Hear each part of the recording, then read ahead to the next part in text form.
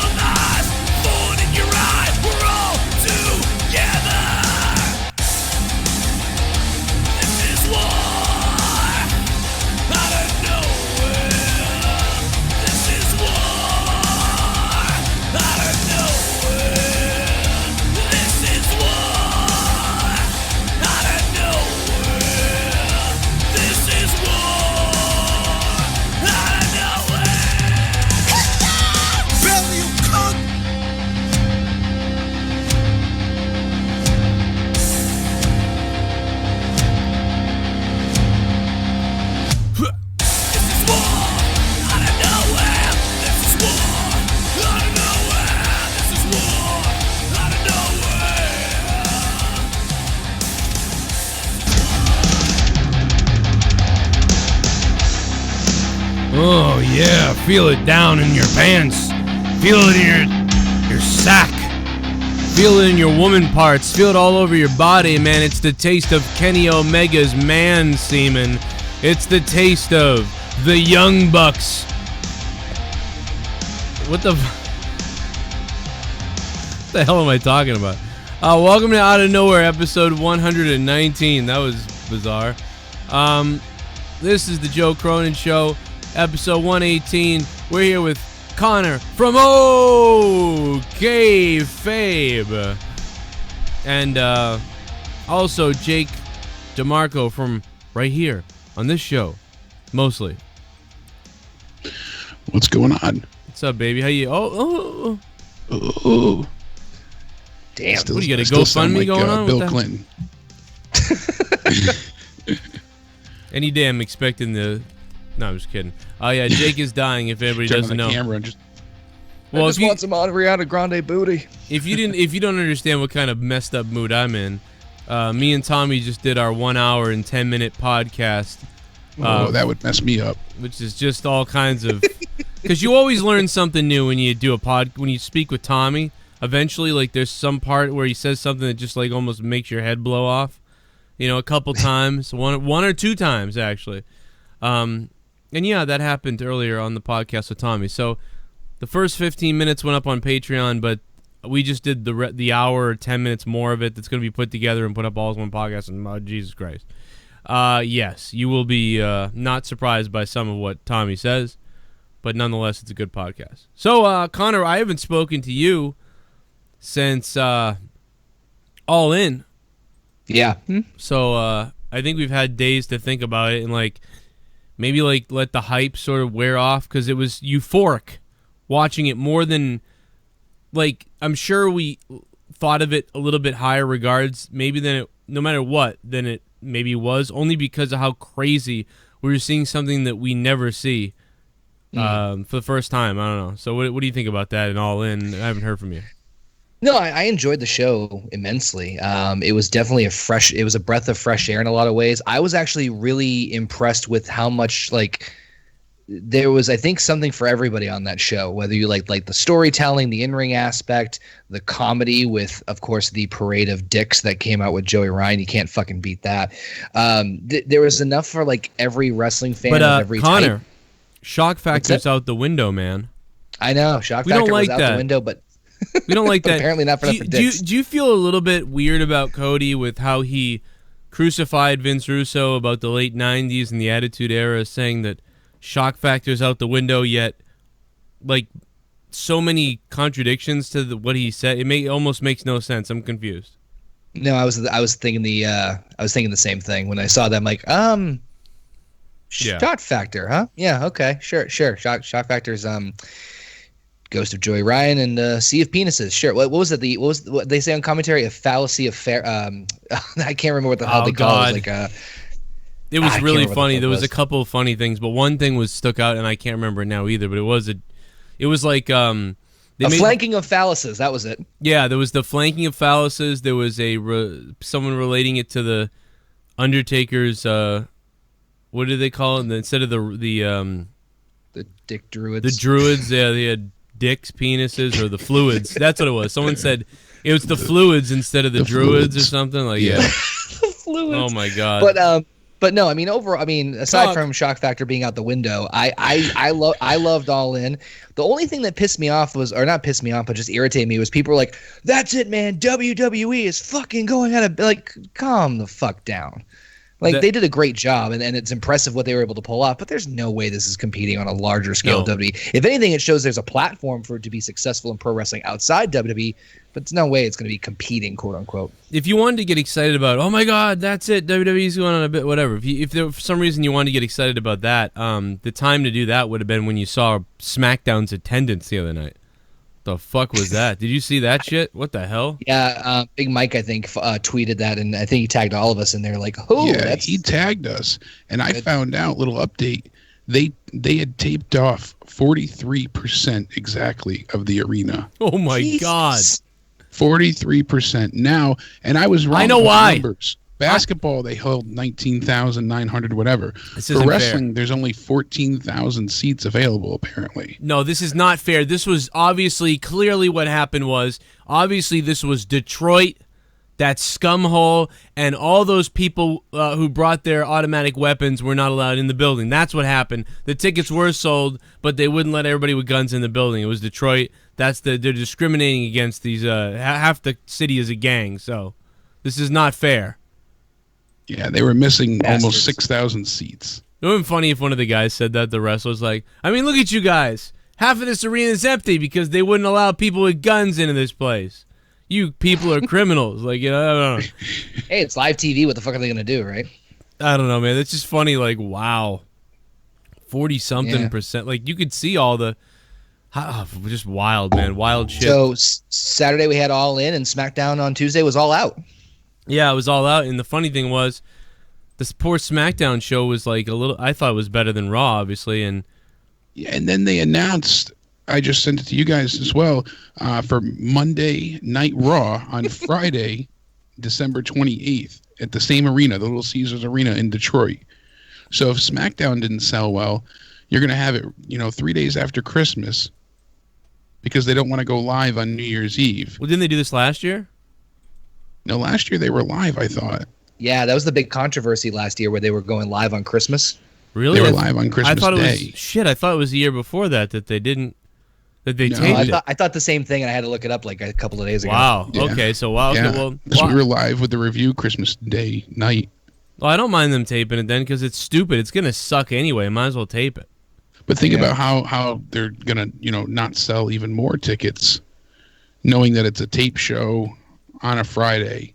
Doesn't help. It's called Little Caesars Arena. Yeah, that Dude, too. Oh, that's why. No, you named your fucking who arena. Else wants to be in Detroit to sponsor? You named your arena after a pizza place. Come on, man. No wonder this place. I know. Some of these arenas are just really like, okay, we get the point, but like you try to make it sound important. Like, we're here live from the Smoothie King Center. Sure, okay, I'm excited now. Yeah, the Smoothie King. You know what I'm waiting for is like the Mary Kay Arena. That'll be great. This is we're coming to you live from the Pepperidge Farm Arena. Pepperidge Farm remembers, it's like we're down south of the X-Lax Arena. And Adam Ant let us know that there's 3,000 tickets being comped or given away as like prizes, stuff like that, radio stations, all that for Hell in a Cell. Oh yeah, like so many tickets being given away for that too. That's Where is Hell in the Cell? We told you, man. Is it in LA or? I gotta double check. I don't know where it is either. I thought it was on the East Coast actually, but I mean somewhere here in the South. San Antonio, Texas, September 16th. I was thinking Not even Florida. fucking close. Yeah. Where's that's not good for them because that's usually always had been a decent market there. But they're also not putting too much. I mean, I'll give this. Like, I agree with you, Joe, that SmackDown was better than Raw. SmackDown did a better job of building up Hell in the Cell. Raw, they don't know what the fuck they want to build up, either Hell in the Cell, Evolution, or fucking Super Showdown. Yeah, it's all over the place, and I didn't like much of it anyway, but it's all over the place still. Yeah.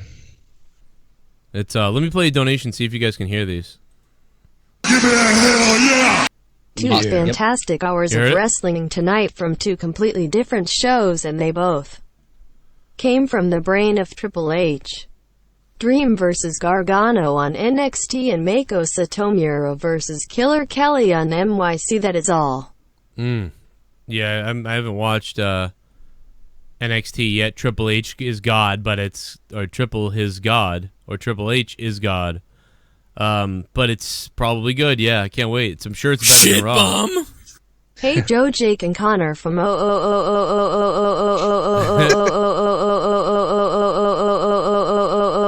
suck. Me till I'm dry kayfabe. I really hope they do something out of nowhere with the Joe and AJ storyline. Yeah, I think I wish they would. I couldn't believe that they didn't do a home invasion or some kind of violation or something from Samoa Joe. I thought what they did was lame. Hopefully that's coming next week, Broken Lion. And what's up, Broken Lion? Thanks for becoming a $5 ShiBUM. Fuck yeah, I got everyone's addresses, mon! I got everyone's fucking addresses, mon! Gotta pay the Cronin taxes. Points to Ken. Oh, wait, wrong show. Love your sexy faces. Oh, baby. Yeah, Friday nights monetize this. Don't you start giving points out tonight, frog kid. What the fuck? Friday night is monetize this. And I got my belt. Where's my belt? God damn, my belt's around here. Don't give points to Ken. Joe just got the belt back. God damn. What are you doing? There's no, and wait till Friday night. I don't care who you give points to, actually. Friday night. Frog kid, thank you, man. You said you might put the belt on the line. I might do something weird this Friday night. I don't know yet. But, yeah, I mean, obviously I think Raw had the better moment. I said this already, but, obviously, Shawn Michaels and Undertaker was pretty damn good. I thought it would be a rehash, and suddenly I found myself sucked in, which was quite surprising. So yeah. It just made me wonder what the fuck they're going to do with it. Oh, sorry, Jake. Well, no, that's perfect that you said that, Connor, because Sean Waltman, X-Pac, said it was a magical moment.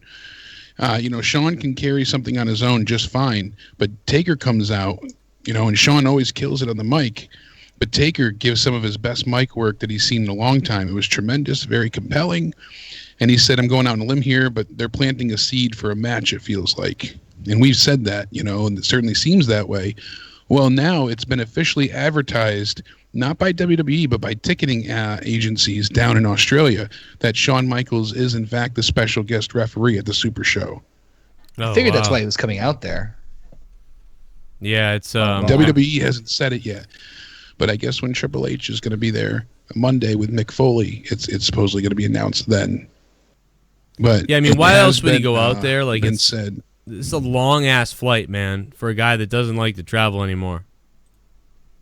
Yeah, Wrestling Observer said that there's adverts in Australia promoting Michaels as the referee of the historic bout between the biggest legends. I mean, I'm not surprised if you're going to cram Triple H and really Triple H versus Taker and be like, that's the draw match. Really, that's the draw match. They've announced other matches, but they haven't put as much effort on fucking any other match than this. So might as well stock it to the max. Yeah, no kidding. Talk about, they are stacking it. That certainly works. They need to sell out that show. It's 100,000 seats, so. But shock factor's out the window, man. Shock factor's out. Cock factor's in. We just need the fluids. What did you think of Bobby Roode teaming up with Gable? Connor. What the fuck? I gotta believe it's a heel turn for Bobby Roode coming. Otherwise, this is retarded. Because Joe said that the other night, and I'm dying to know how Connor feels. I really don't know what the hell they're thinking with that one. I mean, yeah, I'm with Joe. If that's not what they're going for, or maybe a Gable heel turn even, if that's not what they're going for, then I don't know why the fuck they would do that. And I agree. I want Root over Gable more, but unless they're that makes zero sense to me. Well, Joe said it, and you back him up. And according to Cage Side Seats, this is all a plan to turn Bobby Roode heel. Yeah, they're doing it very soon. The team's not going to last long at all. They're doing this just as a catalyst to turn Bobby Roode heel. He's going to turn on Gable, his partner, very, very quickly. It's not going to be a long run. And according to some insiders, Jason Jordan had a few other tests and updates and says that he might be able to come back, and it seemingly is making a positive turn and transition back into wrestling. And they're hoping to reunite Gable and Jordan as American Alpha on Raw. I'll take that. Shit. So we might get some decent things out of this. American Alpha returns as faces, and we get a heel Bobby Roode. But one of my biggest worries about Raw in general is the fact that they're fucking putting all the belts into one angle. Because your undercard's gonna suffer. Yeah, there's going to be a big stable around all the belts, and Yeah, they're all having a war with. Yeah, that's one of the things we didn't really discuss much of on Raw because we were just so upset. But it really bothered me that Ziggler won. You know, and him and McIntyre don't need to be tag champs at this point. And like you said, it's just going to muddy up the waters of, like when the Shield held the tag belts and the U.S. title, they were never defended. Well, do you remember what happened the last time the Shield was together? They clearly want to restart from where they were before, so they want to get all the belts on the Shield. They're going to put all the belts on the Shield again. Yeah. Well, then, but they didn't even fucking, to my knowledge, Rollins never showed up, nor did they talk about he's the fucking Intercontinental Champion at all on Raw. So you go from like segments that even if they may not be great, at least had like the championship to go around. You're going to fucking put all the belts onto one angle. And then, okay, we're going to get through 2.5 hours of Raw with everything else. Oh, fuck no. Well, that's the thing, like you said, because now you have the Universal on Roman, the tag champs on the other side, and Braun's going, eventually for the Universal at Hell in a Cell. He's not going to get it. And then you have your Intercontinental Champion facing the tag champs. Yep. There's nothing else left on that show. What else are we interested in? That's why SmackDown's kicking so much ass. I don't know if SmackDown's kicking ass, but kicking so much ass. But they're comparatively. I feel like they have their eye on the ball better than Raw right now. I gave SmackDown a 5 this week. I gave Raw a 2. So I mean that's night and day difference. Yeah, it's Raw. No shit. It's garbage. Raw is such a mess. Like other than I found people still defending Raw. I really couldn't figure out how. There was no good wrestling match on Raw. Like there just wasn't. And somebody was like, "Well, the tag belts changed hands and the Undertaker Shawn promo," and I'm like, "Yeah, I know, but does that make the 3-hour show like amazing? I don't understand how you think it's an 8 out of 10 because of that." Yeah, the tag belt changing hands is a big no-no. That's a huge problem. That's really bad in my eyes. Like you guys both just said. What do we get out of it? It screws us. Someone tweeted me during Raw and I laughed my ass off. Wow, even WWE saying fuck the revival. Yeah. Yeah, it's amazing what they do to they just we'll take them out. Yeah, somebody had tweeted us and said, "Well, why did you guys not like it?" And I loved your answer. Go listen to the review, But clearly, it's just like you had said. There is just so much wrong with it. It's baffling. I just don't understand. We said before they have these ready-made storylines, and they just choose to do the opposite or anything they can to keep Roman relevant.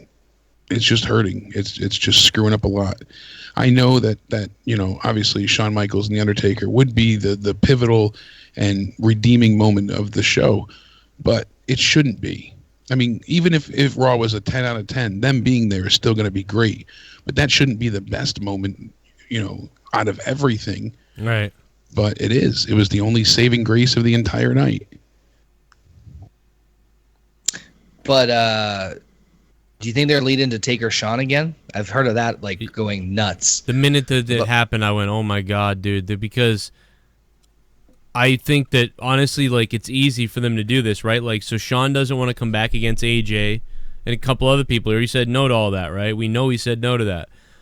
He literally said, I turned down millions of dollars. That was true, what he said. This is a way that I picture Vince saying, well, you would wrestle Undertaker again here, so nothing would change. It wouldn't be like an insult to the Undertaker retiring him because he's coming out of retirement for the Undertaker. So it's like, oh shit, like this could really happen. It really could. And dude, but 8 years off. We thought it was crazy when it was 4 years off before. 8 years off. Holy shit. He looked great though. He does. Yeah, I bet you'd be fine. I'm not saying. I mean that's different for ring, but I mean. Yeah, I bet you Sean would be fine. You know something else that pisses me off. Well, actually, no, that doesn't piss me off, actually, at all. I'll just let Jake comment on it, because other than that, I mean, it makes sense that they could do it. And why else would he go to Australia? That's the biggest thing is, I feel like if it wasn't, they weren't trying to build something here or do something or plant a seed, that he wouldn't go to Australia. Like just to be the ref, yeah. Just to be the ref. I don't see him going just to referee. Not just that, they really put a lot of focus on Sean retirement and coming out. Like Triple H wasn't even really the main focus of the discussion between the two. It was like, I put you down, I could do it again. Sean's like, I'm not going to, but the whole fact that Undertaker and Triple H are wrestling was almost the moot factor in this whole conversation. Was, if I came out of retirement, I'd go after you, you're right, blah, blah, blah. And then like, so is this going down or what? That line where you said, did you stay gone out of respect or was it fear, was so badass. So the way he delivered that line, The Undertaker, it gave me fucking goosebumps. I loved that entire promo. That whole segment was gold. But like you said, they didn't put much emphasis on Triple H, enough to sell the match. But really, you knew it was about their feud, their history, their rivalry. Dude, it was very well done. That was seems like it's going to happen.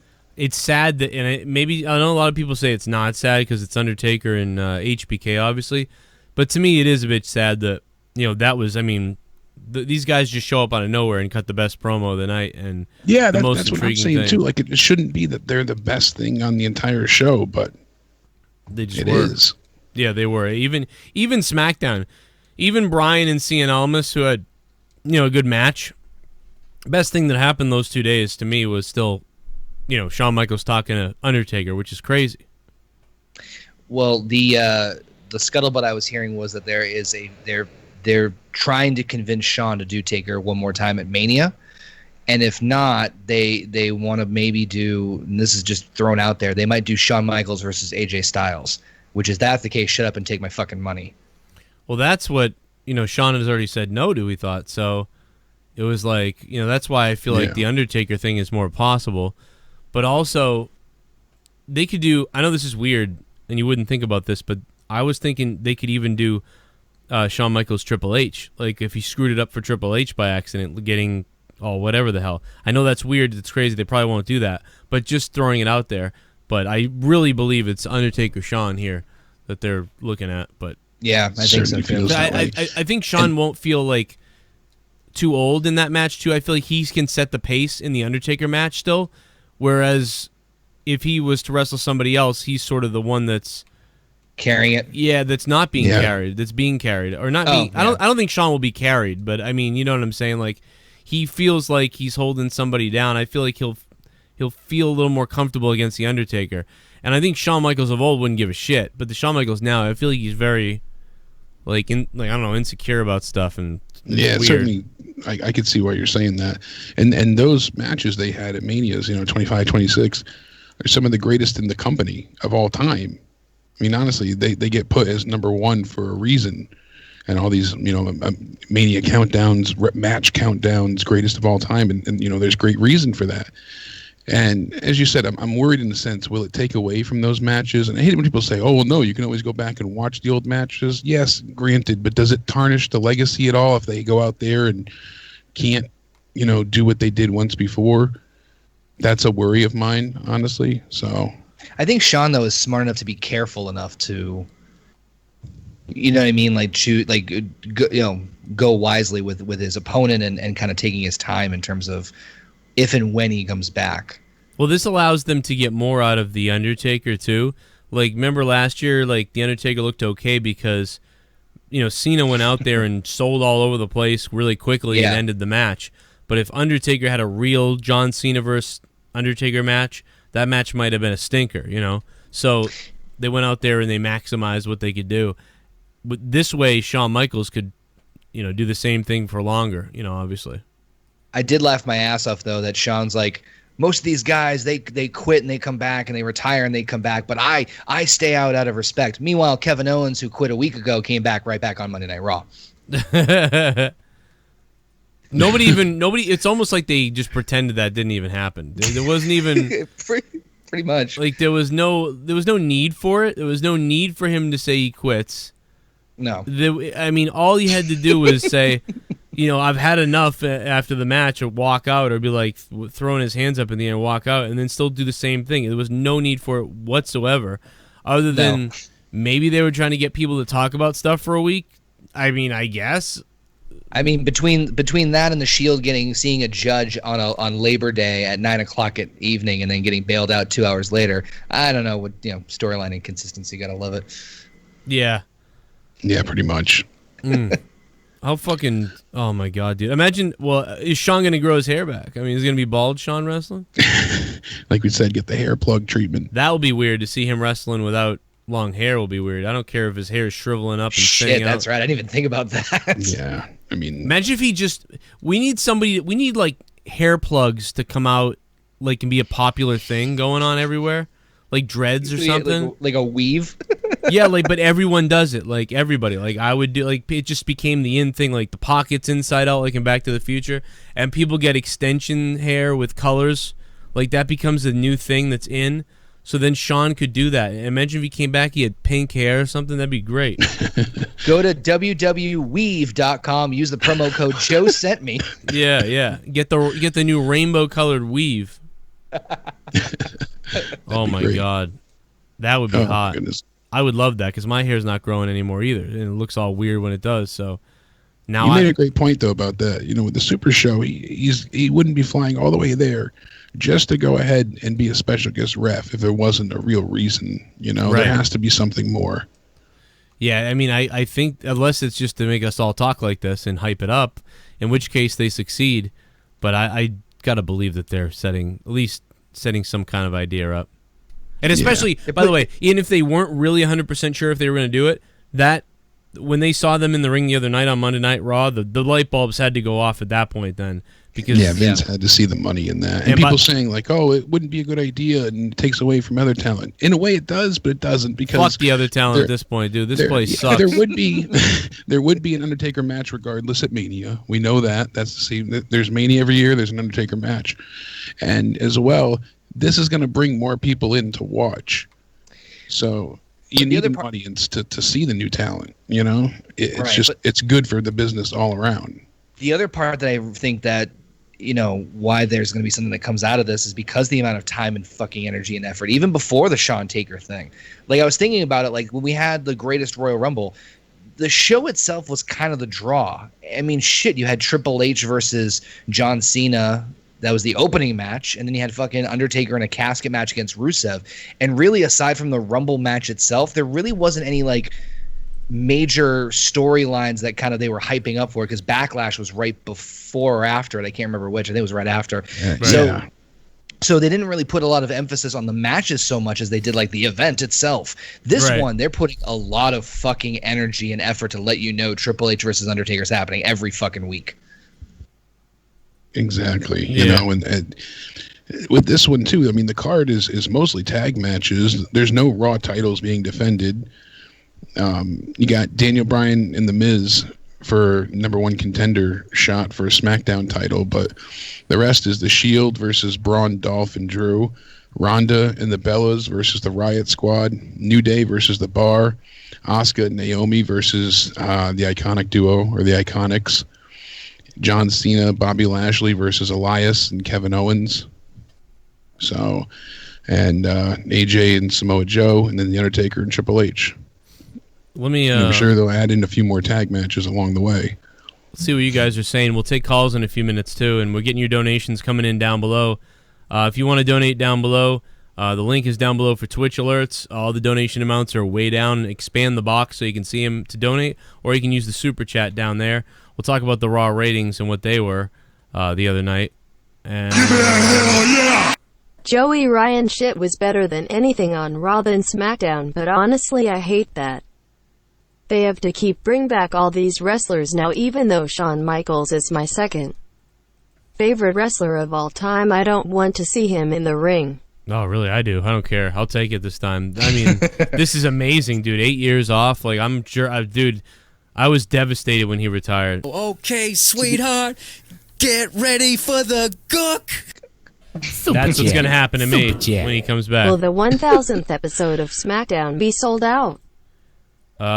I'm gonna say it will be, probably, or really close at least, like 98%. Because Rock's advertised, isn't he? I didn't even know that. But... Oh!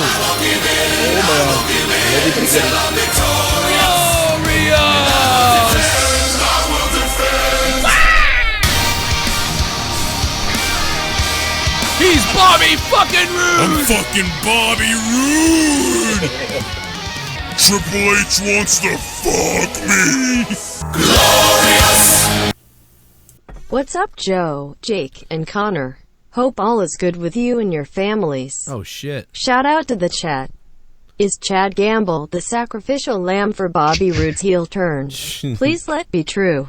I'm high. Yeah. I'm out. Peace. It really seems like a Gorilla Strong. That's the only reason they were like, yay, they were like overly happy and stuff. It really seems like it's coming in. He looked like a kid getting ready for like an autograph session, like a Make-A-Wish kid. Right. It reminded me of when Rude and Ty Dillinger teamed up in NXT. Right. They're like, oh yeah, and then fucking Rude bailed. ShiBUM. Gorilla. We are coming to you live from the PlayStation Arena in Tokyo. Little Caesars. Hi, Little Caesars. Eat it. Here's the change, you filthy animal. Aren't they the fucking Little Narrows or something that was in the Home Alone? Gorilla Strong, you dirty gorilla motherfucker. Thank you for the donation, and shout out to Little Caesars as well. That's some pizza. How about a fucking Tampax arena? Yeah, that'd be nice. Pearls for heavy flow days.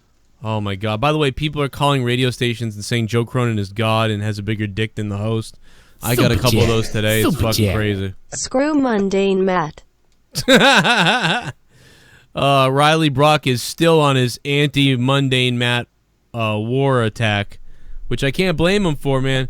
And mundane Matt, he refused to come on. What does Connor think of the Forgotten Sons? I thought they were gonna be the ones to replace Sanity in NXT. Only time will tell. Oh, who cares? Tony Storm's sweet Aussie ass. Thank you very much for the donation. Yeah, I don't even care. Rap cunt. Yeah, I released my my diss on Eminem and Machine Gun Kelly. That'll be coming out hopefully tomorrow. It's called Rap Cunt. It's gonna be really good. Super chat. More to come Super here. chat. Broken line. WWE, instead of bringing legends, get better writing. Amen. Yeah, well, that's the problem. This is the Band-Aid. We talk about this all the time. Goldberg, the ratings go up, and everything because they can't write week-to-week shows, so they love basketball dance off the concrete. He's here. I mean, I'm just so sick of you little meth head devil worshippers. I'll be honest, I'd like to take a big bite out of your face. I'm sorry, but neither one of those guys need to be at Mania. What's the point of having NXT develop new talent if we're gonna just grab an old-timer to sell shows? Because they're idiots. It's like they can't write a week-to-week show, so they rely on that. Yeah, it's their own fault, but then they don't even know it. And Elliot, I get it. And you know what? In a couple more years, they won't be able to do this. We've said this. They're going to run out of The Rock. Shawn Michaels definitely won't be able to come back. Undertaker won't be here, Elliot. And, you know, they won't be able to cheat like this anymore, and the attendance will drop even more. We brought back JBL. Yeah, JBL will come out. Nobody will care about that, I don't think. And the Great Khali. And the Boogeyman. You put JBL versus Mauro Ranallo in a bully his ass off match. Like, I might watch that. Or Joey Styles, watch him knock his ass out. I would like to see Joey Styles in a fucking... Oh, I was going to say something horrible. I was going to say something really bad just now. Censor yourself. Surprisingly, for it being a holiday, Raw got a 2.87. It's not good. It went down. It went last down week? only by 10K viewers. Yeah, So you had considering Undertaker it's a and Shawn holiday- Michaels on it, and it went down. And, and let's- Shawn was advertised. This Monday, let's see what happens. Probably Because Monday Night Football comes back. below a 3 again. Below a 3. We told you, man. It's a doubleheader on ESPN. So. See you later. No one's watching Raw. Are you kidding me? No one gives a fuck. No one And then they watches got Raw. Pro football and a doubleheader on ESPN. Get the Raw's fuck out of fucked. here. I'm going 2.8. I'm going to say it Just- stays in an 8. You're saying 2.8? I'm going to say 2.5. Just go Wow. to Joe's review. Seriously, skip Raw and just go right to Joe's review. And it's the go home show, and pretty much nothing's going to happen, probably. That's why, too. Because there's hardly any interest in Hell in a Cell at this point. No, there isn't. It's garbage. Except for, like, maybe Jeff Hardy will do something nuts. That's the only thing I've thought about that I've been like, you know what? Maybe Jeff Hardy will do something nuts. But at the same time, I feel like if I was booking Hardy, I'd be like, dude, you're not going to do something crazy, all right? We're going to do some, Well, you know, there's jump not up. much interest on the Hell in a Cell for the Raw side, not so much SmackDown, I should Right, say. good A lot of point, people yeah. want to see what SmackDown's going to bring. But with the Raw side, I bet you SmackDown will have better ratings than Raw this week. I bet you they're going to beat Raw. Oh, my God, you think? Because, I mean, they just I get think so, screwed. because Monday Night Football is coming back. That's always a huge draw. Right. And there's a doubleheader for ESPN. So I highly doubt Raw will get like maybe a 2.6. Oh, my God, that would be I wild. bet you SmackDown will beat it because they're supposedly having, you know, big things with SmackDown. We'll see. Dude, I hope SmackDown does a fucking 2.1, and I hope Raw does a 2.4. Like, I mean, I hope that's what happens. I'd love to see that. They're going to say, I wish SmackDown does a 2.1 and Raw does a 2.0, just so SmackDown beats it by just a little bit. It would be nicer if SmackDown wins because it probably will be better. But you know, I don't know. Realistically, I'm just going with SmackDown. SmackDown always takes the brunt of whatever Raw does. Like it always does. Like there's always like 20% of the crowd. I feel like if Raw sucks, 20% of the crowd immediately decides not watching SmackDown the next night, even though they're separate shows and there's different. I know it. If you look at the ratings, it's like always this way. It's fucking ridiculous. It's like. And but see, the problem is right now WWE has a good few feuds on SmackDown that are working. They got Daniel and the Miz with, Almas dragged in there. They've got Rusev Day and the Bar going head to head. And then we're going to see who faces for the tag titles and whatnot. We've got everything going on with Samoa Joe, AJ Styles, and then obviously Becky and Charlotte.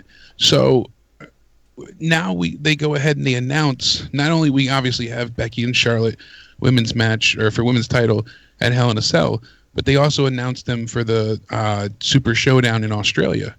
I get that they want to announce it, but at least wait till after Hell in a Cell. Like, let things evolve naturally. Don't already say you have the rematch for the match scheduled. It makes this upcoming match not feel important. It's like, well, why watch this match? Because it doesn't matter who wins, because we already know they're having another match. That's pretty much my outlook on it. Yeah, they did it with the tag titles too. Yeah, they did it with the tag titles, and they really screwed up there because they said the Bar is facing the New Day, but we don't know if the Bar or Rusev Day is facing them yet. So does that mean the Bar wins Tuesday and they spoiled it, or is the Bar not going to win and they're just going to get a chance next time? Either way, they shot themselves in the foot with that, all to get the Australia show better set up.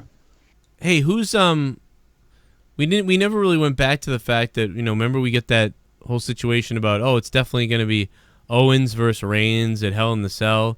So now we really have that answer that it's not. So yeah, they had scrapped that, as we had said before, and they had made last-minute changes, and obviously everything kind of worked out the way we thought it would anyways with Braun, but...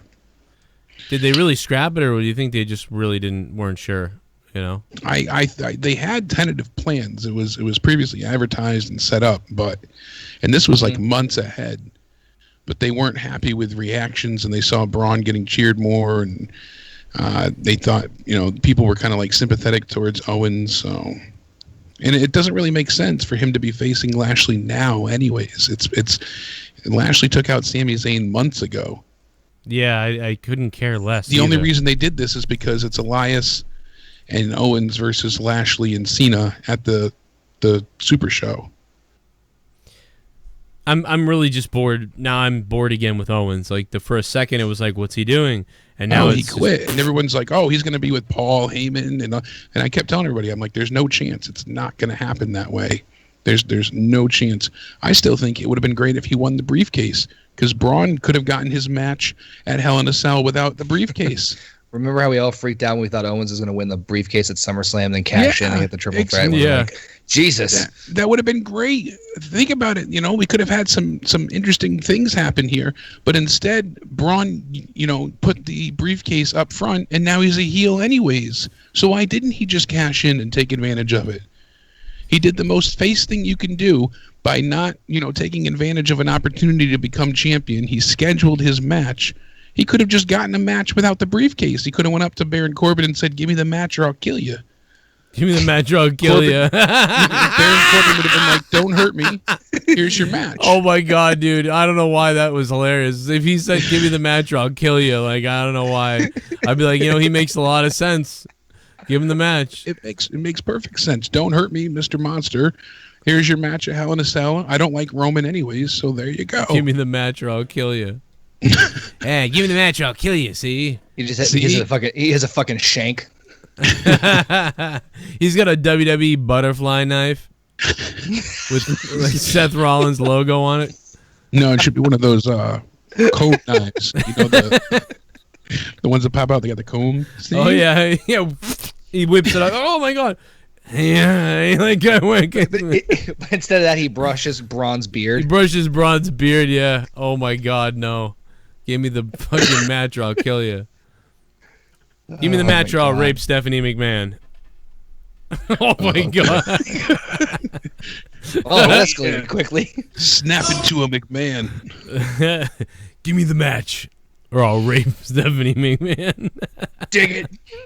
Oh, What the fuck? Let's take a phone call. 708, you're on the phone. What's up? Yo, Joe Cronin, what's going on? It's going down, man. I just got a whole bag of heroin. No, I'm just kidding. What's up? Hey, I was the 708 that called Saturday night at All In, but I got disconnected. I can tell you the reason why. The reason why was because I was at All In. I was leaving All In, and I was heading to StarCast for the VIP after party, and it was a blast. And I went inside the convention hall, and that's where my signal died. So I do apologize. I kind of want. Well, it's all good, man. Well, that's pretty cool, though, man. Did you get did you get to have sex with any of the stars? I did get a picture with Joel Gertner and the Blue Meanie. So I had conversation with the Blue Meanie, Joel Gertner, Tennille Dashworth, down Spain, we rocked the house for the VIP after party. StarCast was off the chain, and man, I wish you would have came. I wish I was down there, man. I would have loved to hang out with everybody and have a party, and I punched JD in the face. It would have been great. No, I'm just kidding. We would have been giving each other a hug. But it would have been really fun, man. I would have loved to do it. And yeah, hug. Dallas was there, you know. Man. Then Dallas did Joe Rogan the next day or something like that. And I felt bad for Joe Rogan, man, because I mean, I've heard Dallas's story about 1,000 times. I think I might have heard like 2 or 3 stories when Dallas was on Rogan the other night that were interesting, but everything else there was like no reciprocation because Diamond Dallas Page goes into full sales mode no matter what he's doing. He's just shilling and shilling and shilling, and you can tell that Rogan was just fucking like, oh my God, let this end. Like, I'm so bored. Because the guy just promotes the whole time, but he's a cool guy. I love Diamond Dallas Page, but he's just a walking promotion for his shit, which is good, but And he was walking around promoting his DDP yoga all throughout the whole entire hotel lobby, and even at the VIP after party. But I mean, hey man, listen, you got to try my yoga because I mean, I'm a guy who wouldn't be caught dead doing yoga, okay? But you know, like I could do the whole sales pitch for the fucking guy. Like he was on. I had it memorized when he was on my show. First time he was on here, right. Dude, that was epic too because when he came on and did that, I remember he did Shark Tank like the next day. So he was promoting Shark Tank, and then we had him on there, and then we got a ton of views because all the wrestling sites and everything picked up the fact that he was going to be on Shark Tank and the interview I did with him, which was my first interview with a wrestler, I think. So it was cool. But yeah, same speech all the time, man, that he has. You know what I'm really interested about his app, though, is about like the eating and the diet that he has. The app is awesome. I gotta tell you, man. If you I just want to try it out. It's pretty cool, man. I've been trying to hook up with them for a while to get like a promo code or something where I could, because fucking I want a piece of this shit too, you fucking motherfucker. But hey, it's gonna be good, man. But anything else happen when you were down at Starcast or All In, or anything else? Anybody try to touch you? The crowd at All In itself, the crowd was live, even from the get-go. I did not leave my seat for 5 hours to take a piss break because it was just nonstop. Go and go and go. You should have left during that fucking egregious 28-minute long goddamn Marty Scurll match. That thing was way too fucking long. But anyway. Yeah. As soon as Okada was about to do his Rainmaker, that should have been over. Because I was wondering why did the Bucks match end so quick, and I looked at the time. Oh, we ran out of time, out of TV time. And they even said it. And they even mentioned it. They had 3 seconds left to go home. Yeah, Damn. yeah. You heard the calls multiple times actually, but you know what? I like what they did because I know that a lot of people said, "Oh, they planned the 30-minute and the Bucks to do whatever." I think the Bucks knew, you know what I mean, that we could run over, and if we do, at least it's our match. You know what I mean? Rey Mysterio's been there before. You know what I mean? That's why people are like, "Why is that match last?" Clearly, it was last so that nobody else got screwed, and I think that was the game plan anyway. So. I thought it was okay. But, yeah, Marty Scurll's match, like the first 15 minutes just were like, oh, my God, what is going on here? And then it finally went somewhere. But but he was good. But they did a good job still. Okada and Scurll had like a great, one of the best moments of the night in the last like 8 minutes or 5 minutes of that match. So I'm not saying that. It was fucking awesome, but just, my God, it took a while to build. And the crowd needed a rest anyway, so I appreciated what they were doing with the crowd. They were calming the crowd down, and then they built them back up again. So that was appreciated. But, yeah, you guys were beasts because there was never that lag there really wasn't much of a lag moment ever that you usually see. Because I called you when I was at Money in the Bank that night. Yeah. And the difference with Money in the Bank when I called you was that there was some lag time between certain matches. And I told you about the beach balls. Yeah. But there was no lag whatsoever at All In. I mean, it was pure, felt like an old school feeling, entertainment wrestling at its finest that night.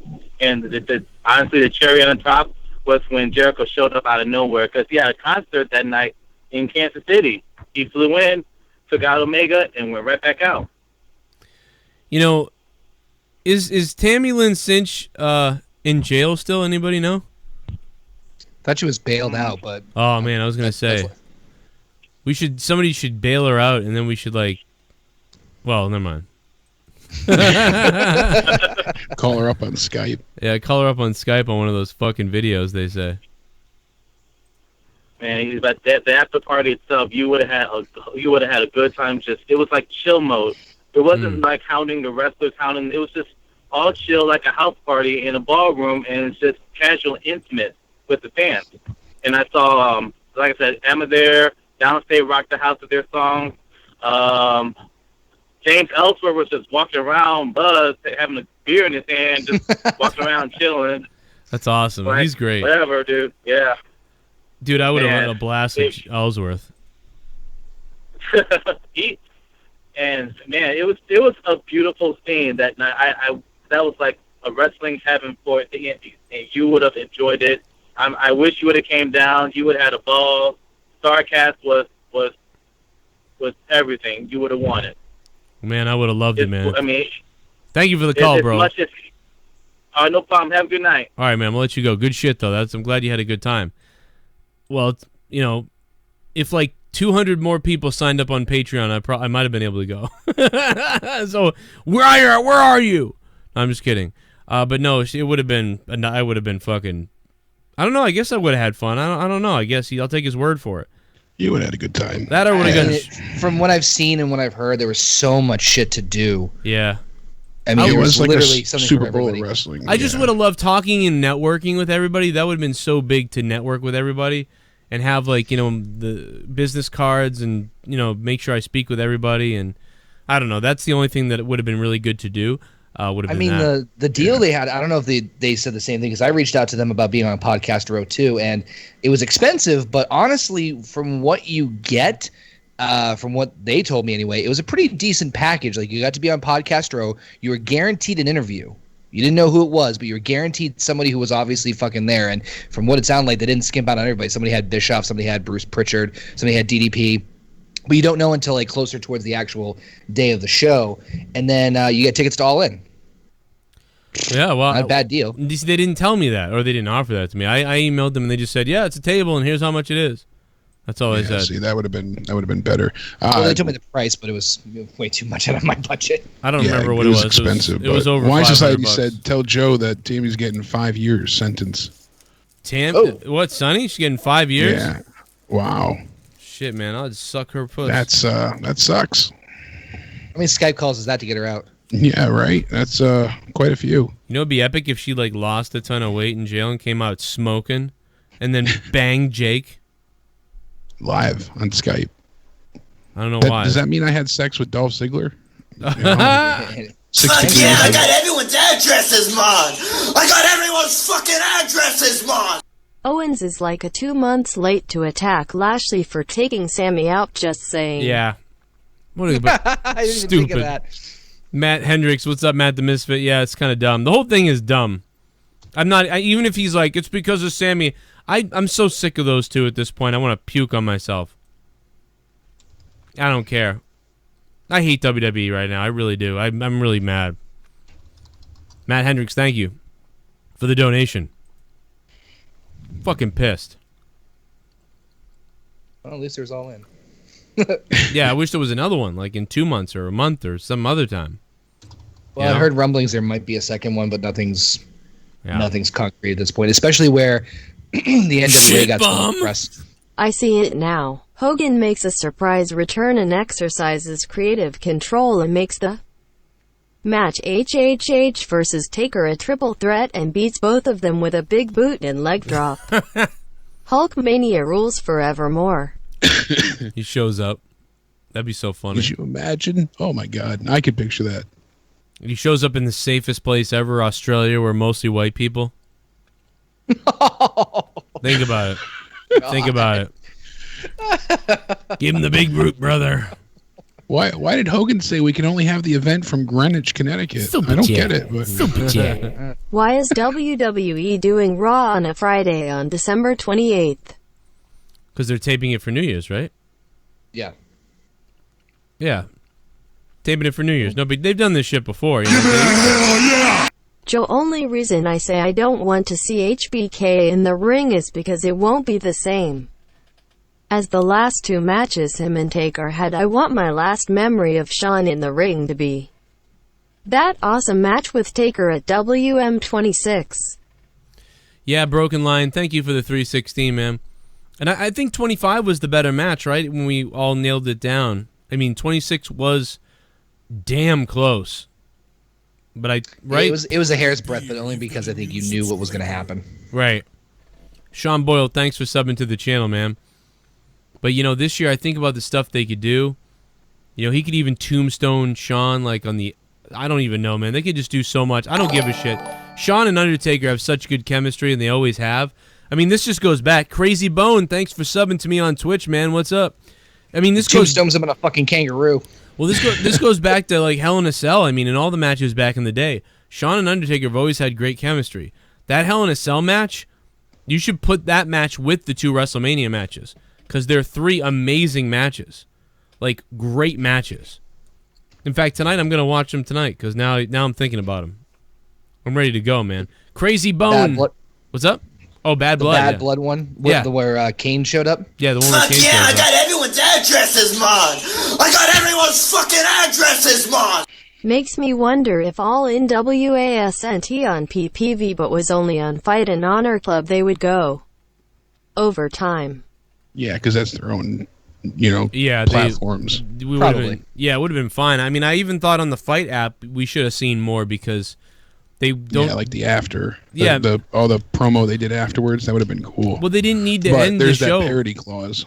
Oh, is that why they can't do something? They had a parody clause that has to be equal in all networks, so there's no benefit to getting it one place over anywhere else. Okay. Yeah. All right, so that makes sense. I was like, why couldn't they show it on the Fight? Because then I flipped on my phone like, oh, maybe I'll see the rest of it here or the whatever. Ian Riccaboni was funny. Riccaboni got the last line in real quick. He was like, "I'm Ian Riccaboni." It faded out like I was like, "Oh, he got his name in just enough." I'm Ian Riccaboni for blah blah blah or whatever. Like, and he couldn't get the other guys' names out or whatever. It was just really funny. It was really. I was dying, dude. I was laughing so much. I'm like, they did it. I did it because I was in the chat typing to people like, guys, they're gonna end this abruptly in a weird way and shit. And oh my god, I just heard the referee say we gotta go home. We gotta go home. So like, it was just like funny typing in the chat, knowing this is really gone to shit at this point. But still, they did it, man. They just did it. You know, I mean, they fucking hey. Rey Mysterio's running into the ring, super kick. You know, it's like yeah, I thought something like that might happen. Hey, 203, what's up? Hey, what's up, Joe? How you doing, buddy? I'm exploding. You're exploded. Okay, I just have an idea for you, just for a topic, so you guys can talk about it, and then I'll let you go because I know other people want to call. What would you think about getting some of the geeks that hang around back in Raw, like Jinder, maybe Bobby Lashley, a couple other geeks, maybe you get a couple geeks from Smackdown or whatever on TV. How about just throw it to the wall and see if it sticks? Fuck it, why not? Raw sucks anyway right now. And if you want to talk about it, about the topic, fuck it. Bring Brawl for All back. And let their own, like the geeks that don't really get over or are not over, fuck it. Just put them in the Brawl for All. Bring the Brawl for All back. Oh, God. I wish they would do that, but they won't do that. But you don't think wouldn't it be funny though to see who really is like a badass? Like it'd be fucking hilarious. I think would be hilarious. Here's what you could do. You can't do that because WWE will never do that, nor will they'll ever be able to do that. But somebody outside of WWE who you know what I mean, like somebody like you get James Ellsworth, you get a bunch of other guys who've been released from the company. You could put those guys in like a boxing match or something like that and call it, you know, like the brawl for everything or something. Like it'd be a gimmick. Yeah, I really. guarantee you could do that. That'd be funny. Vince said it was an insurance nightmare. They had so many problems with that. And then plus the guy they basically slated to win got his ass kicked, and like they had no idea what they were doing with that. It would be fun to see, you know, like whoever wins the tournament gets a title shot and makes something of it. But yeah, they could do it with the King of the Ring and not have it brawl for all. They could just take all the mid carders and make somebody a new star. They could do anything they want. They could push anybody they want. Well, just a matter of doing something creative. And speaking of all that, I'm excited that the Mixed Match Challenge is returning. Connor, you watched the first run of it, right? Mm-hmm. Did you like it? Yes and no. Some of the stuff was creative. I did like them trying a new outlet for Facebook, and that, obviously I think that's what they're trying to do. But with it being not really for any major prize other than like the charity, it's hard for people to invest in, which is really funny because that's exactly what they bitched about. They're like, okay, we people aren't seem to caring about the Mixed Match Challenge. Well, why should we care? Like, you're just doing random matches that seemingly are for really no purpose. If you did something like maybe a contendership for a title down the road, fuck, I'd be at least somewhat interested because that shows like why these people give a shit to win. Other than that, there's real no stakes at stake. Yeah, I mean, it helps when they have a reason for them to fight. I like the pairings better this time, too, for some of the teams. And it helps that Asuka doesn't have the winning streak, so she's not guaranteed to win. That was my biggest gripe with it last time, excuse me, was that she was set to win because they couldn't have her lose the streak before she went to WrestleMania. That was a huge problem. So yeah, I'm pulling up the teams right now. A lot of them repeated. Yeah, some are repeated, and you know, like they have Finn and Bayley this time. They have AJ Styles and Charlotte Flair. Gee, I wonder who's going to win that one. Right, and then they have R-Truth and Carmella, and apparently this is a catalyst to turn Carmella face. All the storylines that they've been doing with R-Truth hunting down Carmella is part of their idea to turn her face. Which is weird. Like, I mean, it's very odd. I don't think she works well as a face at all. So. She did when she was with Enzo and Cass, but that was because Enzo and Cass. Yeah, I don't think she'll do well on her own as a face. And especially now that they have Asuka and Naomi teaming up to take on the Iconics. It's you know, where is she going to land? Yeah, it's a little weird. Also, one of the things I want to say is that Stone Cold piped up about Becky Lynch. And he said that between they should present her as the Irish lass kicker in a way that the fans want them to. He said she doesn't need to be heel or babyface. Just have her be the way people want her to be. He said she doesn't need to be heel or baby. She just needs to be this Becky Lynch. And this is truly one of those cases where they say Roman Reigns, no matter how the people want to take him, they can take him as a heel or a baby, but he's just going to be Roman. To me, I think that let's take that out of the equation. What they're going to do with him, they're going to do with him beating Brock, but Becky ought to just be Becky because there's money in Becky being Becky. So basically he's saying it doesn't work for Roman, but it will work for Becky. Don't let her be heel or face. Just keep her in between in that gray area and just be herself. But yet they might not do it for Becky, but they do it for Roman. It's so fucking backwards. Yeah. And apparently they're going to put the title on her at the Women's Evolution pay-per-view. And that'll be their third meeting as well. So they're going to face each other at the Hell in a Cell. They're going to face each other at the Super Showdown, and then at Evolution she's finally going to get the title, and that's the current tentative plans, because they said there's more money in her chasing than her actually being the champion, and they want that feel-good moment to happen at the women's pay-per-view.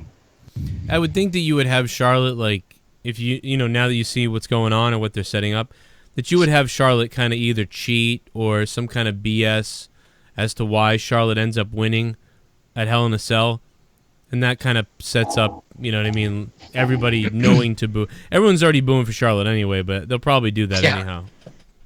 It feels like. Yeah, it certainly feels that way. Dave Meltzer says, depending on what their long-term plans are, they'll make everybody happy giving her the title, so they're holding off on that. They don't want to rush the title on her.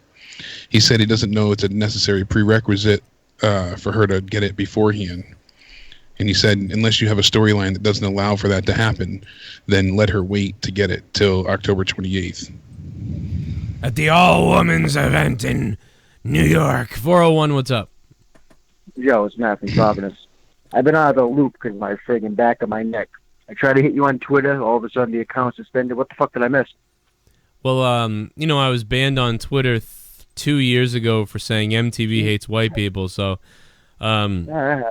So they banned my new account because I evaded that ban. So I can never have a Twitter account ever again. If you want to get a hold of me on Twitter, you can hit me up on the Corrupted Twitter account. That's still up at Corrupted Pod. I was going through the whole. I think you had like 8 Twitter accounts. I was trying to find the friggin' one to say pick up the phone. Yeah. Jesus. Twitter sucks. All right, couple things. Everybody from NXT obviously gets fucked over, whether it's Bobby Roode, pretty much half the females on the roster, so on and so forth. But you guys are talking about ratings in Raw. When the frig does Fox kick in? 2019? Yeah. If the ratings continue, when WWE, before they signed to Fox, they had the option to either choose UFC or go at WWE. ESPN took the UFC for, I believe it was like $300 million. Somewhere around there. It was way, way, way less than what WWE got. They took that off the table. They're banking, so Fox is banking everything on WWE to be successful. At some point, it feels almost like they're continuing to have Raw be so bad, so eventually they can either move from USA Network completely, or they're going to have to get rid of the draft and put everybody together, so this way they can build a stacked roster, because Fox is going to expect big numbers. You know, but it wasn't that long ago that we were talking about how bad it was, and they need to split the rosters, and then they did that. Now we're like back to like, let's go back. Like, it really just comes down to their decision making, and writers suck ass. You know, for All In, I couldn't go because I've been laid up, multiple surgeries and whatnot, so it's been a disaster. So I was going to originally go. There's no way that those guys, they may be successful for the first 2 months if they would go to WWE, but there's no long-term plans. The Young Bucks, they would face the Revival, Usos, New Day. Then what other tag teams are there? There's nothing left for them to do after that. Oh God, I just don't want anybody coming to WWE. I don't want anyone from NXT coming up. I just don't even want to see anybody here because it just sucks. It doesn't matter. Jake was talking about Sean Undertaker. That's one of the biggest problems that WWE has. They rely on the old roster to hype up a show. Yep. They use it for WrestleMania, whether it's bringing in The Rock again. it shows that they cannot continue to make stars. 10 years from now, for the new guys to come up, what older guys that are currently wrestling are you going to bring back? There's nobody that they have at the moment that is going to have that hype. You cannot continue bringing guys back. It's taking enough time from television they have the most stacked roster that they've had in probably over a decade. You're taking TV time away from guys. You're not continuing storylines for guys, and you continue to rely on Triple H, Michaels, Undertaker, so on and so forth. They constantly do it. When WCW was, and I think, by the way, I think this is one of the worst times ever for creatively. But when WCW was struggling, they turned Hulk Hogan heel, and they had that epic moment. When WWF was struggling, they went into the Attitude Era, and they got lucky with Stone Cold and The Rock and everything. Well, but it's like, what the hell is going to change this? Because this is just... Well, here's one of the things that bothers me. They're PG, right? Right. But when I have two older brothers, so I would follow what they would do.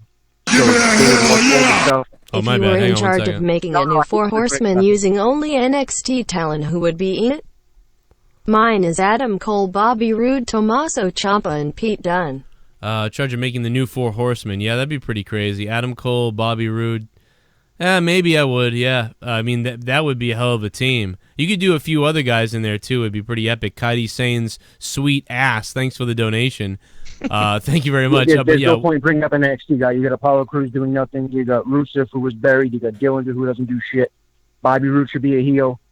AOP is useless. American Alpha got buried. It's ridiculous. But what were you gonna say about your brother? I'm sorry. Yeah. Well, no. So I would follow what they would do. So they're a few years older. So whatever they were into, I was into. I'm sure your kids, they look up to what you do. They don't necessarily have to have this PG mentality. If I had a son and I'm watching the show, they would latch on to what I'm watching. So they can tend to a old, slightly older crowd, whether it's a teenager or a young adult. Those people are your base of eventually they're going to get older, they're going to have kids, they're going to want to introduce them to wrestling. They're losing so many people by not focusing on teens and young adults as opposed to, this comedic style, this PG style, this very, very soft style. Yeah, it makes no sense. It's horrible. You get what I'm getting at. But the thing is, what's weird is, you could write a better show that isn't PG, that is PG. They can't even do that. I don't think they could. I don't know what they could do. Monday, look at the bullshit that we had to deal with. None of it made any damn sense. The Shield, not only on Labor Day, on a holiday, at nighttime, posted bail after being arrested for doing the same thing the other guys did. Then they released ROR. Then they steal a police van, and they get beat. They get why we don't know. And this is after Kevin Owens quits, but doesn't even miss a week of Raw. He returns, and then you see the Shield come back for revenge with the police van, and Braun, who's such an honorable and stand-up guy, a face, he puts his briefcase on the line to face Roman at Hell in a Cell, but then he is basically like the brains behind this big cowardly beatdown by 15 of the heels. So it would have been perfect timing to have Dean Ambrose. They should change it up where you can actually cash in on any title. Let him have a briefcase. You got Rollins holding the IC title. You got Roman holding the other one. He's got the briefcase. They got to be worried if he ever snaps. You know what I mean? If you have the briefcase, a bunch of things, but they're telling us don't think, just go with it. No, I don't understand how hard it is to find somebody in the back that has a fantastic suit. I'm sure somebody in the back has a Rolex. You put it on Roman, you have him, soak his hair real quick. He struts out, and he's just a simple prick to everybody in the crowd, condescending, talking to all the girls in the crowd, telling them that, I could take your wife. Just being a simple prick and turn full heel, explain how all these years you've bought my merchandise. I've took every nickel and dime from you, and I just didn't give a shit. I played the game. Yeah, you booed me enough, and now you can boo me for real. It's just it's. I don't know why he hasn't. I can't believe they didn't turn him heel. It's just blows my but mind. all the pro wrestling sites, that are actually pro Raw usually, that give A's and B's for the segments, literally have articles. Even Cage Side Seats, even CBS and Forbes, and all these places that are like, they always gush and fawn over what happens on Raw. They said literally the title of the article is "That episode made no damn sense." And these are the people that never criticize what happens. Where they've been some other weeks, the fuckers. Yeah. Now they don't know what is up and what's down, and I'm glad they're finally getting hyper criticized and overly, torn through with a fine pick comb, because you need to make some semblance of sense. They need to start writing things better. The thing if I was to make a bet and just try to make some extra cash, it almost feels like the Bucks, Cody, and so on and so forth are going to completely swerve everybody and end up somehow linking up and going with NWA and Billy Corgan. It almost feels like they're going to end up somehow signing some deal where they're, how Ring of Honor, they're exclusive to them, but they can work New Japan. It has a weird feeling of they've invested so much time with NWA for this All-In show, and Billy Corgan has wanted to have that company. He got screwed out of the TNA situation. He's investing a lot of time, a lot of money into NWA. It almost feels like it's going to come out of nowhere and people wouldn't expect it. But they still don't even have like a real show yet. Like it's still like, Ring of Honor has the TV stuff and everything, and they can't get off the ground all the way. And Billy's smart, though. He's doing a extremely slow build, and I think that he definitely learned from the last time in terms of like. He even said this in an interview. He goes, I fucked up with the TNA deal because all I did was I thought I could throw money at a problem and solve it. He goes, I realized there's an art, there's a craft. You have to like build. It took him he bought it 2 years ago. And it took him 2 years to have like the importance and the prestige that the NWA Championship used to have, or at least something relatively close to it. I know they're doing the 70th anniversary show in October, and they're bringing back the national. Yeah, they're bringing back the national championship. So they're bringing another title in on that. So they're just it's a slow and gradual build. Yeah. So it's just a slow and gradual build. Billy's no idiot. He's realizing that, it's going to take time to build a brand. And honestly, I think it's smart the way that, even though Joe said they don't have a show yet, which is true, they're hyping up brand. Yeah, I mean, the 10 Pounds of Gold is pretty much their show, more or less, it's a completely different way of doing like traditional wrestling business. But if it's not fucking over, Jesus. The only way that they would go to WWE realistically, and I think it'd be the first time since Hogan, that they would somehow get creative control in their contract. Yeah, that ain't gonna happen. I think that's really the only way that they would go. It wouldn't be something where, I don't want this guy to beat me. I think it would be simple as, I'm not fucking doing the storyline. Dude, Gallows and Anderson. If you want to pin me, that's fine, but Gallows and Anderson are probably telling them, don't come here. Like, this is a nightmare. Probably. Neville's a huge impact, by the way, of him getting out and being free. I think he's going to end up causing other guys to say, you know what, fuck it. Yeah, maybe, but look how long it took.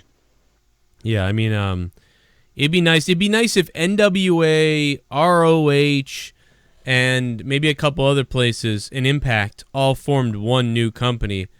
That would be. Well, what's his name? Owns Ring of Honor. I can't think of the name at the moment. Drawing a freaking blank. Oh, God, I can't remember either. They have a ridiculous amount of money. If they actually wanted to spend it, it wouldn't be a problem.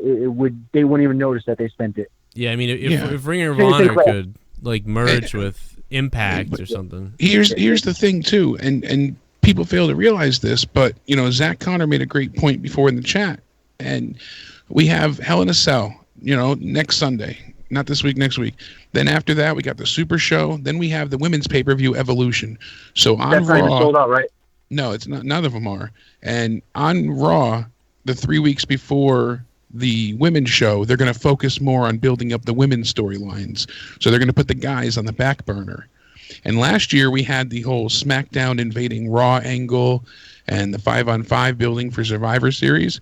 This year, right after Evolution, they have 2 or 3 weeks to build to Survivor Series. Which is always garbage anyway. One of the big 4 pay-per-views of the year. They've got 2 to 3 weeks to build. They won't need to build. They'll just do the throw all the teams together or whatever. Yeah, Raw versus SmackDown yet again. But at least last year they had the invasion storylines that made it somewhat tolerable. it didn't really go too far, but it was better than, we heard Kurt freaking out. It's happening, Look at Royal Rumble. Whoever wins it goes for the title. They don't have to. There's no booking involved realistically. Back in the day when they had King of the Ring, the winner, SummerSlam. They don't allow themselves some simple shit so they don't have to freaking go crazy booking it.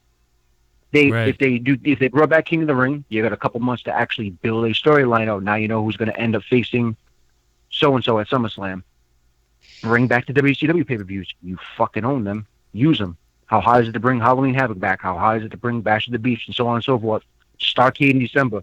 You can use the same model, and it's less work. They can't do shit now as it is. Can't believe they haven't brought Halloween Havoc back. I love that pay-per-view, yeah. I thought they were going to this year. A lot of people did because before it was Evolution. They trademarked it, right? Yeah. Yeah. They got the trademark back, and then they went ahead and they got rid of the Boston show, and we were like, oh, they got their Halloween pay-per-view. That's what we thought we were getting. I mean, right now we got the Cruiserweight. Dude. Can you imagine if they'd done Halloween Havoc in Boston? I would have jizzed. That's what I originally had thought. And then they got rid of the Boston show, and I'm like, all right, maybe they're looking for a bigger market. I would have brought a pumpkin to that show. Stone Cold Steve Austin made his name at King of the Ring. It catapulted him. It catapulted a lot of guys. 100%. In its simple booking, it's mind-boggling how the winner goes for the title. You have a few months to plan. This way you don't have to worry about scrambling for shit. It's absolutely mind-boggling. Besides that, you got Bash at the Beach. You got the other one, the WCW summer one they had. What was it? Great American Bash. I love that name. That picture. And it's almost like because it's not their idea, they don't want to use it. Yeah, but pretty much. But you have no problem putting their shit on the network. Imagine they brought WCW back to the network Thursdays. Yeah, right. And now you have the 205 Live general manager, Rockstar Spud, now Drake Maverick. What's that about? Yeah, leading the Authors of Pain. But he's going to be on 205 Live as well, back in his suit, being his manager job. Right. And then he's going to be on Raw on Mondays in the SWAT gear, screaming and ranting and raving about how he's got the most destructive team. How does that work? You could have put Paul Heyman with Roman Reigns and had AOP as the freaking bodyguards with him. Oh yeah, you could do 1,000 things.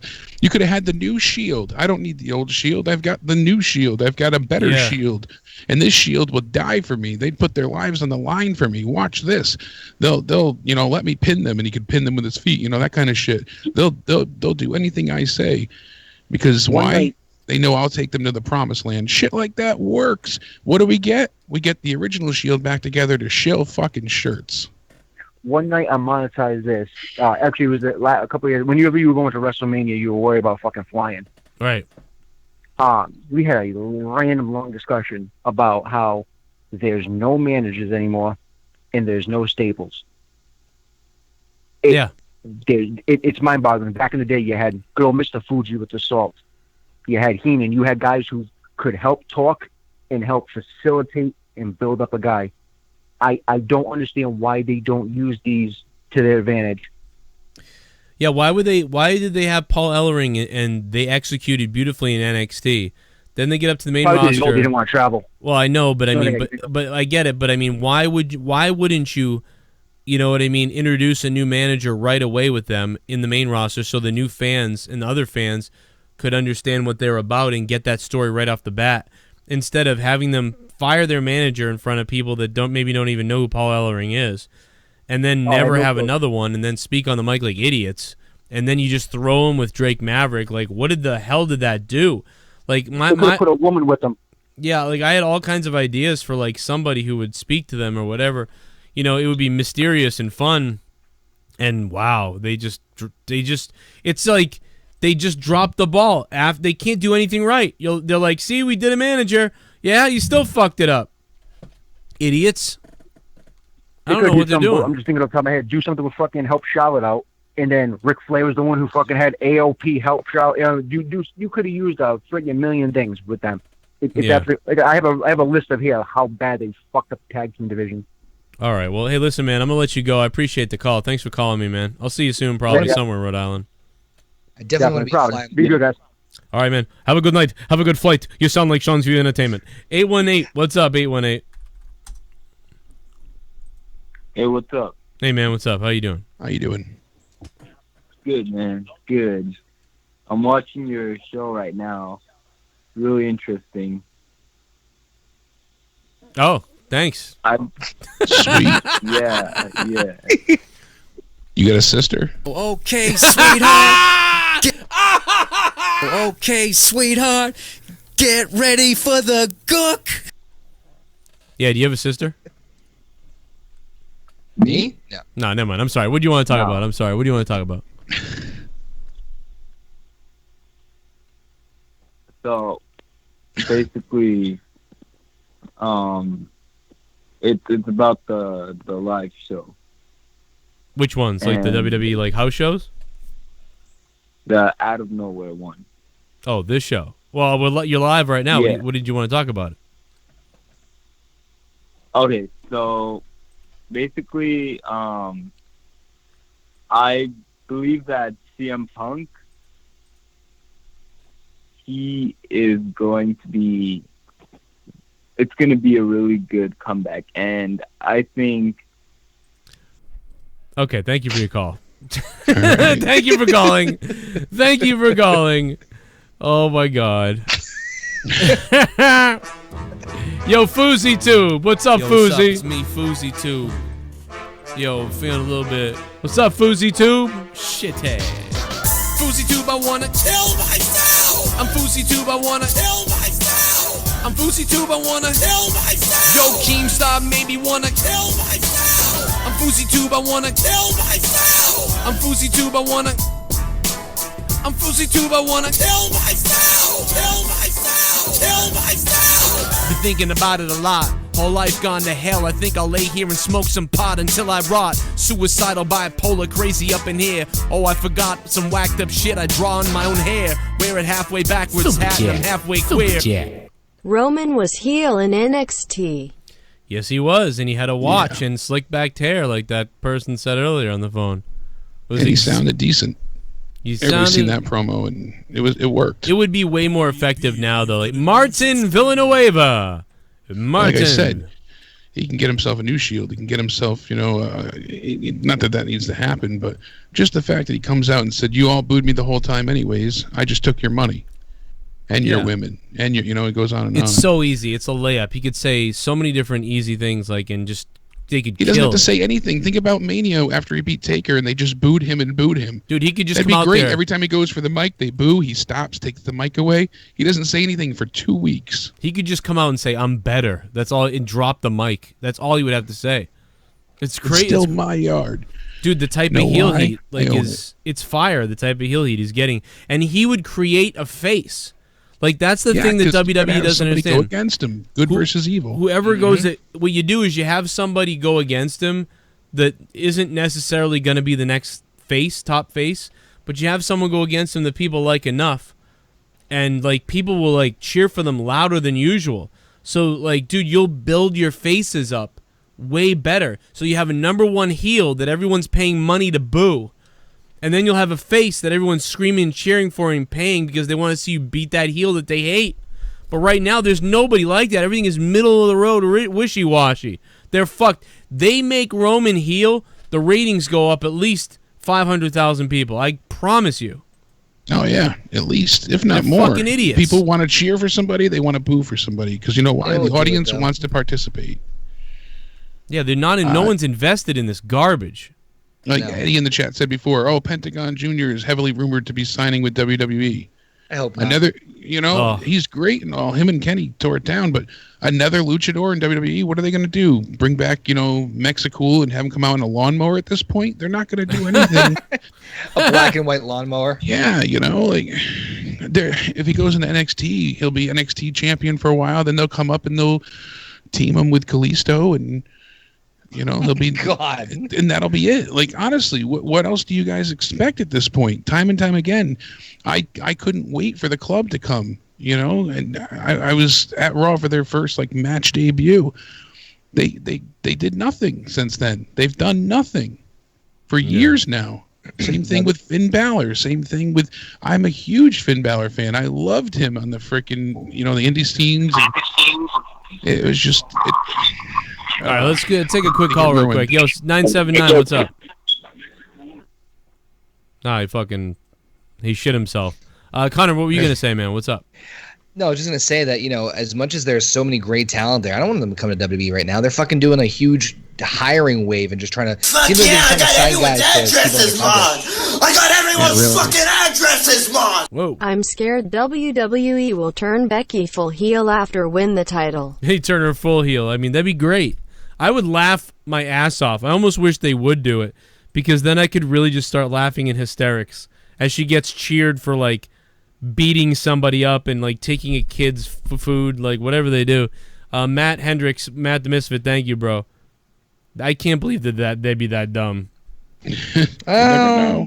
But then again, yeah, I mean, can't maybe give any credit. Nia Jax, apparently, she's obviously had some surgery again for her leg injury, and they're hoping that she makes her return in time. As she's in physical therapy now, they're hoping she returns in time for Evolution. So, all right, let's try another phone call, man. The phone lines are lit tonight. There's 50 calls. 626, what's up? Oh, hey, Joe. Hey, man, what's up? How you doing? Holy shit. It must be a lucky night for me. I just called Ken earlier, but I've been listening to you longer, so I kind of felt bad if I didn't try to call tonight. Oh, yeah, you got to rub me out too, man. What's up? You already know. But I said in the chat earlier that WWE doesn't need to keep on bringing in, newer people or anything like that.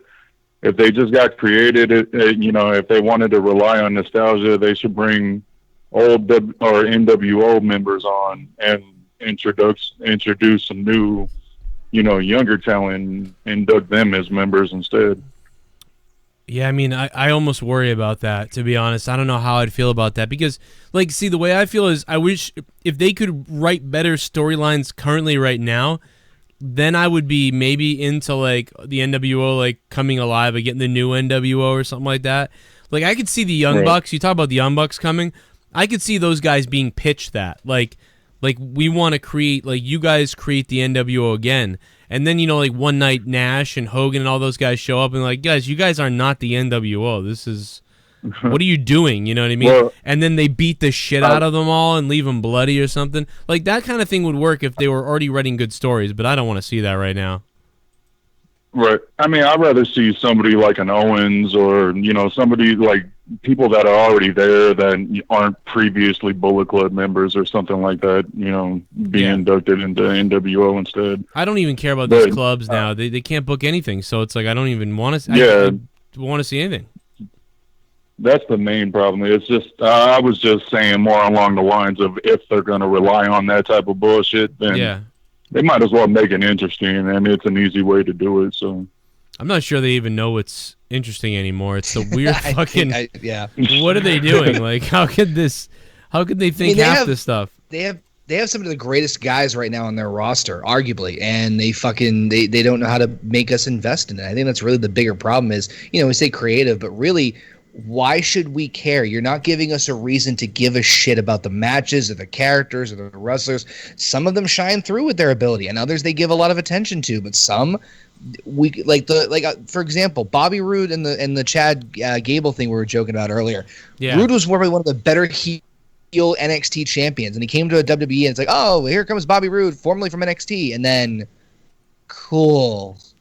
You're not giving us a reason why we should give a shit about Bobby Roode. Other than saying he's glorious. Give us something, give us some sort of motivation, give us something to work with for us to actually give a shit about what's going on. Because if you don't give a shit, we're not going to give a shit. Yeah, it does, and I think Ain't that the truth? It's almost like they think they do give a shit. But Sami Zayn should return as El Generico. El Generico. Well, remember when he almost did that recently? Remember they started selling the El Generico stuff? Yeah, I heard about that. Yeah, and they tried that almost, it seemed like, and then that wasn't what happened.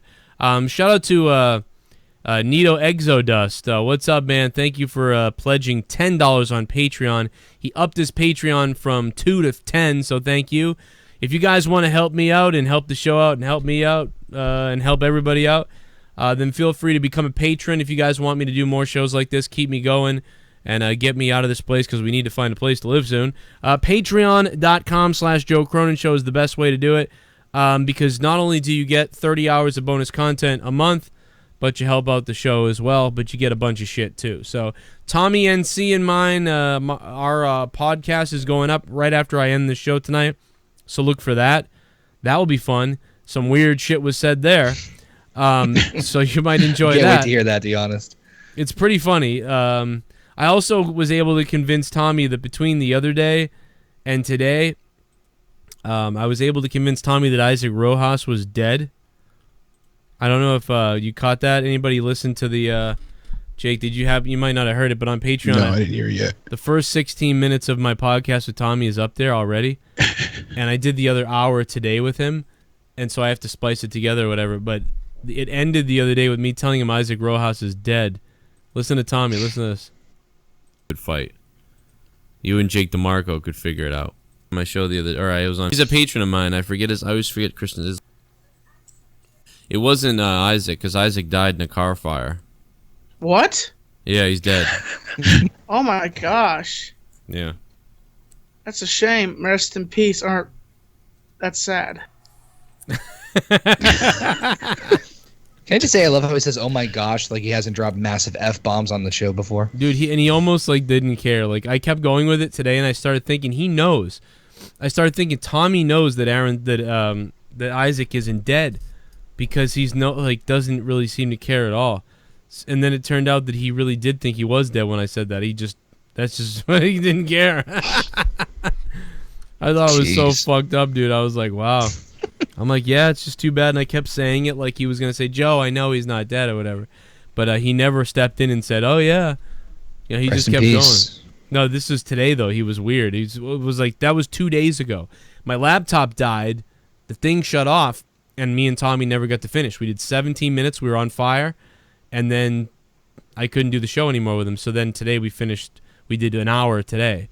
So I'm going to put them together and upload it. But it's like, last couple days, this motherfucker. Fuck yeah, I got everyone's addresses, Mon. I got everyone's fucking addresses, Mon. I put on once every 2 months. I can't even tell who is a heel or face. They need another Scott Steiner. Krillin876, thanks for the donation, man. Thank you guys for donating tonight too. Yeah, it's a mess. Let's see where the Krillin's the man. The Tosh.0. Let's see where I brought up. Well, how could you not see that after all the shit that you've watched? And the week after, I don't know, like that. Who's helped you? Ryan, I definitely know that there was a gentleman by the name of Ryan. Also, Ryan Holmes TV has helped me edit my video. Then the stream seemingly died, you know? I was never told anything. Oh, here it was. This is it. I was never told anything about it. I was never told that he had passed on. I did have his cell phone number, and I did try to call him and leave a message to talk to him. And wonder why he wasn't answering you back. I should have told him to send him a memorial text that everybody's been doing that. Or send him flowers. Yeah. Yeah. Now you know what? It's hard to say. You know, it's hard to say that, you know, you want to keep in contact with so many people, and like you try to keep that. I'm such an asshole. He just keeps going. Dude, this is going to be up on Patreon in a few. Patreon.com/Joe Cronin Show. You can listen to the first 16 minutes now on Patreon, but I'll put this up in a few. Jake, anything you guys wanted to talk wrestling-wise that we haven't covered yet? AJ Styles is now part of an elite club that he's held the WWE Championship for over 300 days. He joins Bruno Sammartino, Bob Backlund, Pedro Morales, Hulk Hogan, Randy Savage, Kevin Nash, John Cena, and CM Punk. He's held it a total of 442 days, but 302 days concurrently right now. So hell yeah. Yeah, you know, it's funny to think of how many people you think back to, like, great WWE champions that didn't even have the belt that long. You know, Stone Cold didn't have any massive long title reigns. Same thing with The Rock or The Undertaker. You know, you think of these legends, and they really didn't have the belt that long. So yeah, there was one point in time growing up, I remember it felt like Triple H was never without the title. Like that McMahon-Helmsley era. but he would lose it and then get it right back. So, Super chat. Super chat. Oh, and Adam Cole is dead. There's Matt the Misfit reminding us of the death of Adam Cole.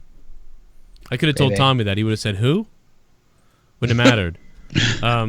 Yeah, and also a reminder to everybody, make sure you re-up on Patreon. Many people may not realize they have to re-up their Patreon because Patreon did unpatron several people and cancel people's cards and stuff like that. Some people had to create new accounts. Some people had to change their emails. Some people had to call their banks. All kinds of crazy shit went down on Patreon, but we're almost back up to the same amount we had. There's like 330 patrons right now, so thank you guys for that. Definitely come on over. It's fucking awesome over there. It's so much easier to get things to you guys, and there's a lot of support. So come on over to patreon.com/Joe Cronin Show. Download the app, and if you have a problem, just tweet them, and usually they get back to you. But all kinds of shit's up there right now. There's my alert for Out of Nowhere being live. Special announcement I had to tell people about. There's the weird killing your old lady song that I put up. There's Rap Cunt. Rap Cunt's coming out probably tomorrow, guys. Get ready. I'm going to shred Machine Gun Kelly and Eminem in Rap Cunt. It's going to be great. And there's a whole bunch of other shit down here. Anything, Connor, you wanted to say? No, I think we pretty much had all the big stuff I was looking forward to. All right, well, listen, guys. Fuck, man, let's get out of here. Let's, Jake, you want to do anything or you want to go to bed? I'm passing out, finally. Sleep time. I'm, destroyed at this point. You sound like death. Every time my voice starts to come back, it starts to fade. Yeah, man, I feel awful for you. Listen, guys, we appreciate the shit out of you guys. Check out Connor on the Fight app. Download the Fight app. If you downloaded the Fight app, you can see Connor on there on demand all over the Fight app, 8 p.m. live on Fridays, at OKFabe on Twitter, youtube.com/OKFaber. You can get Jake at Countdown Ended on Twitter. You can get me on Twitter at CorruptedPod. And a bunch of links down below for all my other shit that you can expand in the description box if you want the links to the other shit. And that's about it, man. Shit, that's it. Let's see what happens. This has been a fucking terrible week. Other than All In, I mean, everything else was just abysmal. But All In was good. Shit. I'm going to watch NXT tonight. That's probably pretty good, from what I understand. Yeah, the main event was pretty fucking amazing. I'll have my NXT. I'm pumped up, dude. I'll have my NXT review up on Patreon. I'm ready to go. I'll hang up on you guys. I'll let you guys get out here, go to bed and shit. We got the kids, and we all got kids, and Jake's sick. So you guys, good night. Thank you for that, and have a good night, guys. All right, stay sexy. Have a good night. All right, Connor from OKFabe on the Fight app. Goodbye to them, and tomorrow, hopefully, I'll be releasing my song on Patreon. Fucking Rap Cunt. It's gonna be amazing, guys. Rap Cunt. Good night. This is Out of Nowhere. We'll see you next week, same time. We'll see you this Friday, by the way. Oh, shit. We'll see you this Friday for Monetize This. Don't forget, Friday night, Monetize This. Tomorrow night, I might put on a throwdown as well at 10 p.m. We'll talk about some crazy shit over there. And if you guys want to hear all my non-wrestling content videos that I upload, youtube.com/corruptedpodcast on YouTube. So there you go. Bam, we're out of here.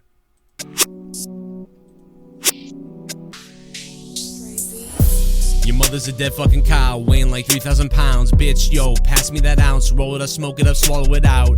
Mother's tummy filled up with gout. Shoot her in the head with an AR tout. Spotted the brains out, then ate a poopy anus out. Filling me up with this clout. There ain't no doubt, I'm in, you're out. Tag me in so I can sprout. Get at me with your bullshit so I can fill you up with this doubt. And in the game with you, spanking you with the words I spew. Can't even handle my crew. Look at what the fuck we done to you. Yo, we're leaving you black and blue.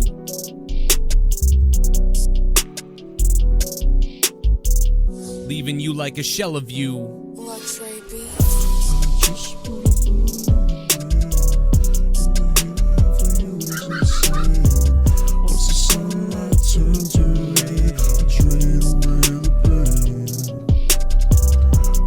Put a bullet in my brain. Yo, the hate I have for you is insane. What's the sunlight turn to rain? Drain away the pain. Yo, I'm for real and you're not. Swallow all of my cock.